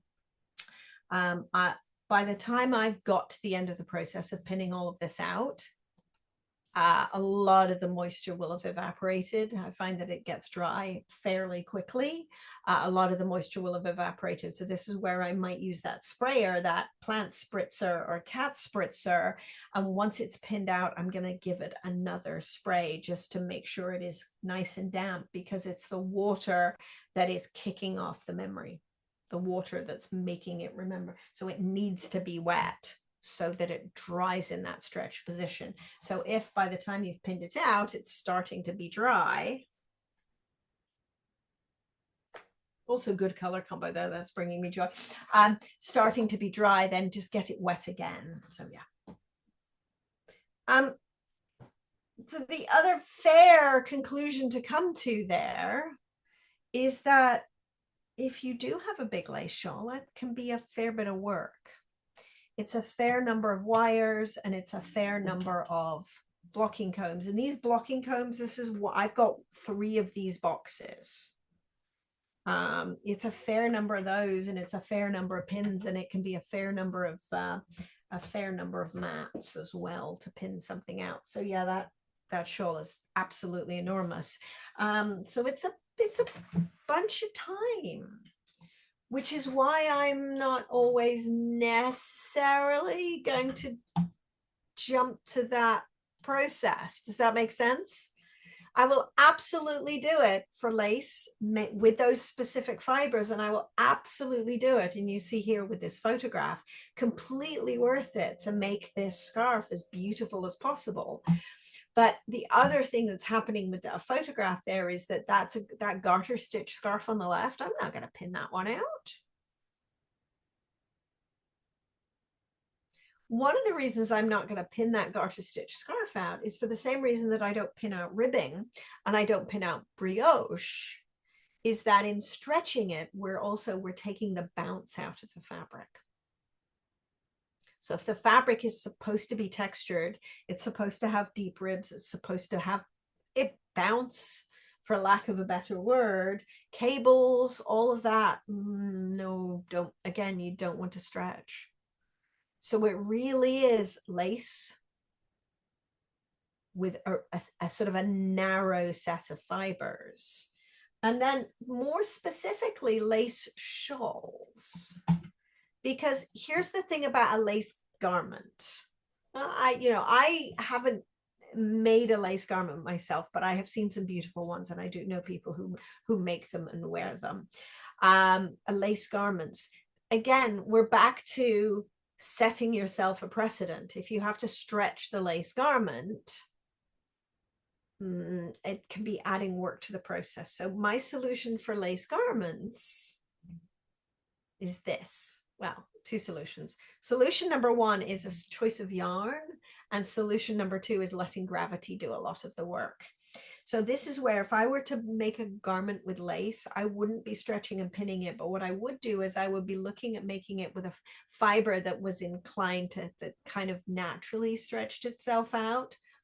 Superwash wool.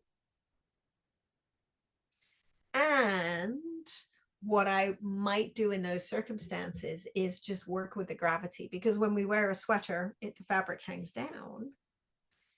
And so this might be one where I, once it's nearly dry, I will hang it. Okay. Again, on the principle, it's not necessarily wrong to stretch it out, but know the impact of what that decision is. Does that make sense? So it's not, don't knit lace garments, but make some choices of the yarn and make some choices with kind of in the finishing process as well. So yeah. I've got a few more pictures of the wires and mats in being used, just in case that demo didn't come across very well. But yeah, so here we've got, this is a close-up of using wires and pins to make straight edges, and using combs and pins as well. So any questions about any of that? I just want to say about wires that they come in longer lengths for the edges of shawls. They do. Yeah, this one, I've got 4 here, very specifically mini ones that go with my mini blocking mat as for demo purposes. I mean, these are a foot long. The ones for this, like, they're 3 feet long, I think, the longer ones. Yeah, these are absolutely minis. No We've question. had a set that are they roll up, they spring out.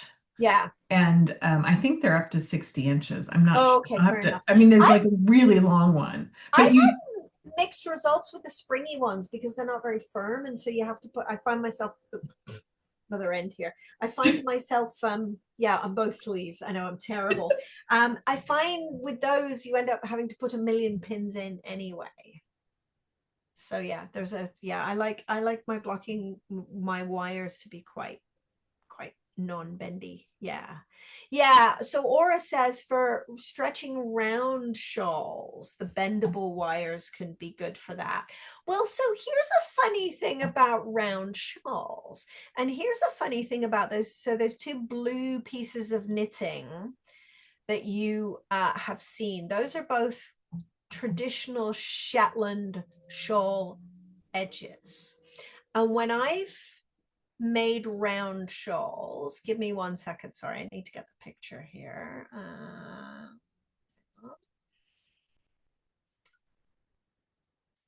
when I've made round shawls, when I've specifically made pie shawls or shawls with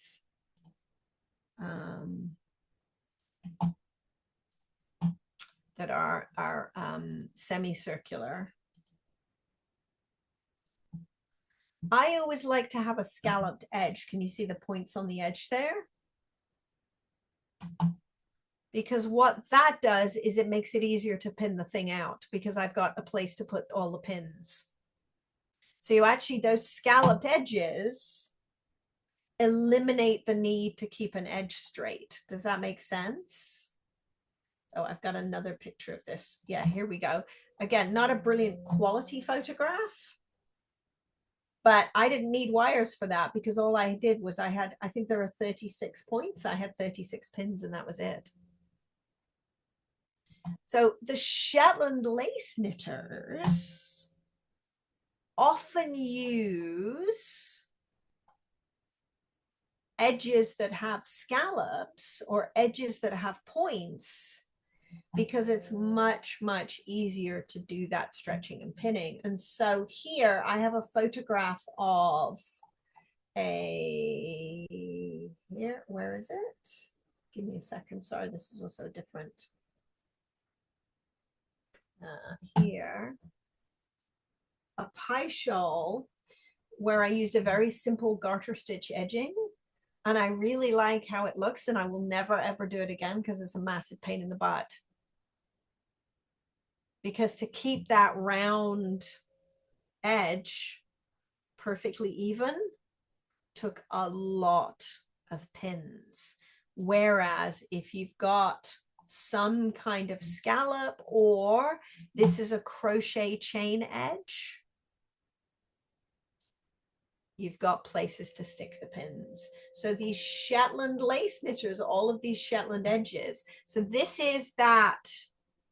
was a proof of concept pie shawl but I used a crochet chain edge that gave me places to stick the pins.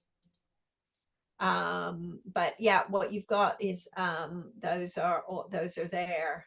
So all of those very, very pretty edges actually are there for a reason, because they make it easier to pin the thing out. Because if you're going to pin it, make it easier on yourself. Yeah.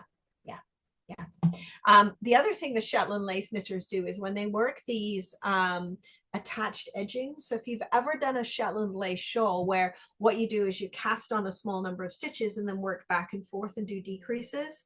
In fact, the blue shawl with the edging, with the garter stitch edging I mentioned, those are very clever in another way, because they eliminate a hard bind off. Because one of the things we require here is edges to do this. Not only does the fabric need to be stretchy, but any bound off or cast on edge also has to be stretchy as well. So when, the Shetland lace knitters, I'm looking, where is my pie shawl handy? No, my pie shawl is not. Oh, serve me right. I really should stop tidying up my office. But if you're making a shawl that needs to be stretched, you do not want the bound off edge. You do not want that bound off edge to be tight because it will impede its ability to stretch. This is not my pie shawl.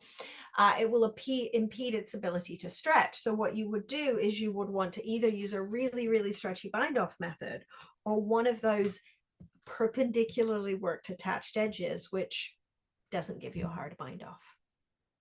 And then we make it pretty with scallops, and then make it also easy to pin out with scallops. So yeah. So if we're going to pin it out, let's try and minimize the burden as much as possible, which is to say, it's just over there. I'm going to get it for you, my pie shawl. And of course I knitted it in black because this is who I am. But yeah, that edge, nightmare. Honestly, absolute nightmare. I love the shawl, but a disaster because I was just trying to keep this neat perimeter. So every other pie shawl after I made this one has points in the edges. Much simpler to pin out. Here's a shawl, points in the edges. So they're there for a reason, right? wiggly bits. Okay, all right. One couple of other things. Give me a second. Let me go back to my other slides because I want to talk about steaming. Because somebody mentioned steaming. Steaming absolutely has a place. It can be really, really important. Sometimes and always after. We would never only steam. You don't only steam because steaming, as I mentioned, doesn't make the thing clean. It doesn't get the dog hair, it doesn't get the cookie crumbs off, all of that. Okay. It also doesn't replicate what happens to the fabric when you wash it. And at some point, your thing will need to be washed. Now, if you're making a shawl, I'm not sure that I'm particularly fussed that it comes out a little bit bigger the second time, right? I don't think a change in size for a shawl is really distressing. Often it's a good thing if you can make it bigger because you can wrap more wraps around yourself. But for something like a garment, I don't want it to be kind of changing sizes. I want it to become its finished size. I want the size to be predictable. And so washing is how we make the size predictable. But what I might do after the fact is I might do some steaming. But steaming works, again, we're talking about a narrower range of fibers here. Steaming works for wools, silk, and synthetics. And here what you're doing is you're forcing hot steam. Never touch the iron to the surface of your fabric, ever, ever. No matter what the fabric. My mother and I had a massive fight once upon a time. The deal was my mother would knit the things and I would sew them up for her. And she made a cable knit sweater for my brother. And she said, I've prepped it for you for sewing up. I've pressed it. And I have a terrible poker face. And I said to her, you did what? Because pressing the cables flattened them, squished them down. You know, it was motivated back to the conversation we had about rolled edges. It was, you know, her thought process, not unreasonably, was, well, I needed to lie flat for sewing up. My thought process was, but you've just squished the cables and taken the life out of them. So I just took the pieces from her and I washed them and everything bounced back to the way it was. So all was good. But yeah, so but what we want to do here is sometimes we want to either use a garment steamer or hold your iron an inch above the surface of the fabric, not touching the iron to the fabric, because it will do some additional steaming and additional smoothing. And in particular, I will steam stuff and to smooth it out if it's stranded color work, if it's fair isle, because no matter how good a knitter you are with stranded color work or fair isle, it's going to be a little bit bumpy and it's going to be a little bit uneven. That's just a byproduct of the way the fabric is made, because those floats that sit in the back, you know, there'll be different lengths and it can cause the fabric to kind of bubble in different ways. So what we do here is if I am working a fabric in stranded color work, I'm still going to wash it. But then if there's any areas where there's bumps or there's kind of corners or puckers, I might then use some steam to just do a little bit additional tidying. And so here, my summary on drying things: if seamless garment, I lay flat to dry. If stranded color work, a little bit of steam to tidy. Garment pieces, lay flat, or you can machine dry them. If stranded color work, steam to tidy. When I say machine dry here, if the fiber permits it. So if it's cotton, if it's a super wash wool, if it's a synthetic, you could use the tumble dryer. If stranded color work, steam to tidy. Hats, socks, mittens, lay flat, drape over a washing rack, a laundry rack, use a Socktopus. If stranded color work, steam to tidy. You're getting the idea here, yeah. Scarves, shawls, non-lacy. lay flat or hang to dry. And even if it's wool, so the shawl that there's a bunch of shawls in my office. Oh, that flew down there. Here, the one that the original one that I showed you, this one, again, helpfully knit in black so you can't see. Oh, there, you can kind of see it. So this is what I call my everyday desk shawl, and it's the fabric is knit one, purl one ribbing. And I really like knit one, purl one ribbing because of the way it sort of hugs around my shoulders. And it just sits on my shoulders without me having to kind of use a shawl pin or anything. So ribbing is unexpectedly a really good fabric for a shawl. And this one, I didn't want to take the bounce out of the ribbing. So with this, I hung it to dry. I just clipped it kind of on the laundry rack like you saw with that gray one. This was the proof of concept for the gray one that you saw clipped to the laundry rack. And actually what I've got another one on, look at the color. I've got another one on the go, and this is knit 3, purl 3 ribbing. I'm just playing with different stitch patterns because I think it will kind of drape nicely over the shoulders. Like, I'm not, even though that's wool, I don't want to flatten that. So that will just get washed and maybe hung or laid flat to dry. That's it. Yeah. So non-lacy shawls, even if they're made out of wool. So garter stitch as well, same thing. Don't pin, lay flat or hang to dry. The only time we're thinking about pinning is lacy scarves and shawls. Wool, silk, other animal fibers, to some extent we stretch and pin. Acrylic, lay flat and then steam, and other fibers lay flat or hang. And that's it.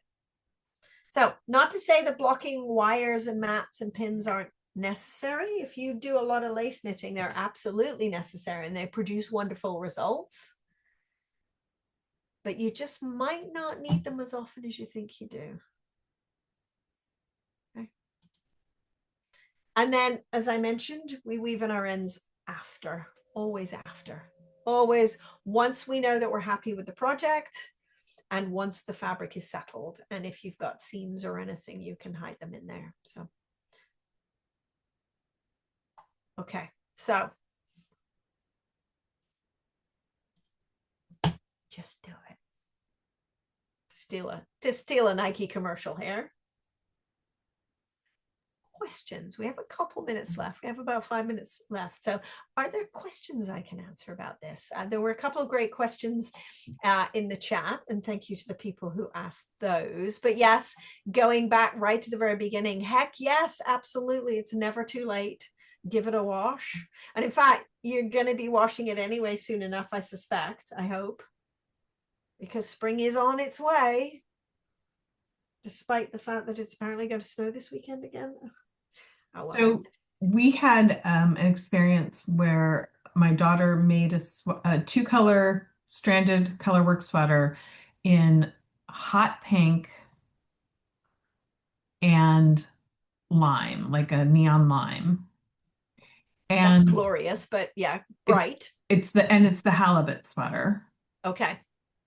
So fabulous, but I highly suspected that there was going to be bleeding of that. And I didn't know about the spot check for bleeding. And I'm not sure that that would have, because those were the colors that the sweater had to be. Okay. So we made sure that the water of the wash we did it with a basin that we Yeah. could empty quickly, Yep. and we soaked it and then drained the water out as quickly as possible. Yep. Yep. So we soaked it, got it really, really wet, and then drained the water out, and then actually soaked it again. Yeah. To make sure that it was all the way wet. But Yeah. I think the lesson that I learned there, and with anything that you have concerns about color, or that even things you don't have concerns about color, you can't leave them. Yeah, no, that's very true. And sometimes you'll see, I have seen yarns where the label specifically says do not soak.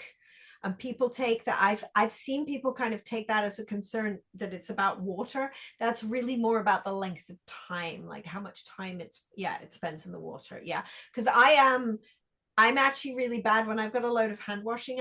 I'm sometimes I will forget and I will go back upstairs an hour later because our laundry's upstairs. And it's like, oh, they've been sitting for an hour. And yeah, sometimes that does the amount of time it spends in the water can be a problem. Yeah.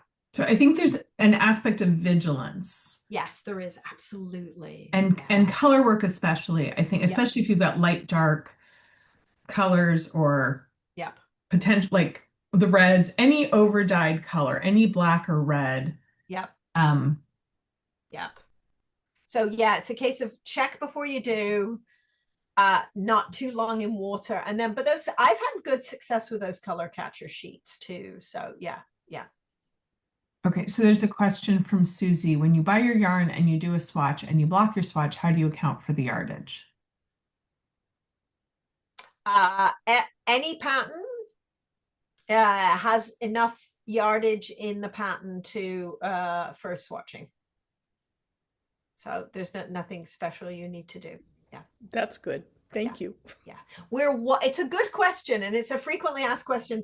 Trust me, as designers, we are wildly invested in you swatching. So yes, we want to make it as easy as possible. So yes. So And if I may very quickly and be very cheeky about it, my Math for Knitters book gives you a shortcut for swatching. Just saying. we just restocked that. Excellent. That's clever. Yes. Yeah. But yeah, no, good question. Reasonable fear. But no, heck yeah. We are definitely giving you enough yardage. Yeah. The yardage estimates always, by the way, oh, I did it with the wrong screen again, didn't I? The yardage estimates always are rounded up. There's always a little bit of excess so that you can swatch. Yeah. And we also, when we do substitutions in the shop, we are going to substitute on the higher end than the lower end because the substitution is a guess. Yep. So we're going to guess high. Yeah. Yeah. It's why, I mean, you know, the last skein, I'm sometimes always going to buy an extra skein and I'm going to keep it in the bag and not wind it up with a view to keeping it clean. So it could be used for other purposes or you've given, you know, in a yarn swap or something. It's why there's also, there you always used to be, not so much because there aren't so many books anymore, but there was always a book of one skein wonders, you know, being published. So that's why. Yeah. Yeah. That's why I like making hats and socks and mittens too, leftovers, using up leftovers. So the slide that I'm showing right now is my contact info. If you have questions, you are absolutely welcome to get in touch with me. What I will be doing is, when we're wrapped up, is I will be creating a PDF from these slides that I've shown. And I owe you a couple of links as well. There's a couple of articles about this and about, I mentioned weaving in ends and I mentioned joining yarns because these are all sort of connected topics. They're all related topics. So I will send a bunch of links over to the team and when they send out the recording, you'll have the handout and those links as well. But I'd love to hear from you if you have further questions. I'm hoping I've demystified the process a bit. I'm hoping despite the fact that I've been talking for 2 hours, I'm hoping that what you'll take away from this is that it's not a complex process. It's absolutely worth it for a bunch of reasons, but it's not difficult. It is for, you know, and I can say this, I've even written a book about knitting shawls. I still, 95% of my knitting gets nothing more than a wash and that's it. And so it doesn't have to be complicated. It's a wash and it's a lay flat to dry, nothing more, nothing stressful. So yeah. Yeah. And in fact, stuff just as well, because I'll show you this. I've been showing, this is a kind of a sample I'm working on that's going to be photographed for something. And I just wanted to check how this, I need to check how this looks now that I've got past the thumb. So I wash stuff on the needles all the time. So what's going to happen to this is I'm actually going to go give that a bath and I will probably, let's see if I can do this. The length of the DPNs is such that that will just sit there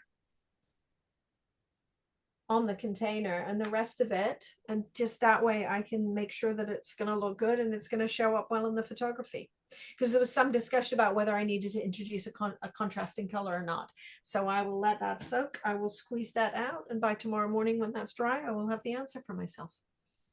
So yeah, Kate, thank you so very much. thank Um, you. we're excited to share that our next class with Kate is Introduction to Brioche in April. I believe it's April 14th. It is the second Tuesday of April at 7 p.m. And anybody who's interested in coming to the retreat, Kate will be teaching a deep dive into brioche. And we're hoping that the intro to brioche and then a second intro class to brioche will help people be ready for the deep dive we're offering in I August. absolutely love teaching brioche. And I have to say, if I can kind of briefly blow my own horn on this one of the things I love teaching about teaching brioche is weird. If anybody's ever tried to read the instructions are very odd. The way the written instructions are done and the way the charts are done is very odd, but it's a lot of fun to knit. And one of the things I love best about my class is that I absolutely take the fear out of the instructions. Yeah, Aura loves brioche. It's fun, isn't it? Once you get the hang of it. Yeah. Yeah, it's good. It's good. And you can do great things with outrageous colors of yarn too. You'll see some fairly outrageous colors of yarn in the brioche class. Thank you all for joining us. We will, it takes a few minutes for the recording to happen. And then if it's a long recording like this one, it takes me a little bit to get it to you. So expect it tomorrow. Yeah. And You'll I'll be get getting, the slides and some links with it as well. yep. Thank you, everybody. Thank you for your attention this evening and some good questions and discussion. And I look forward to seeing you again soon. Sounds great. Thank you very, very much. Great class. Thank you. Good night. Bye, Good night. everybody.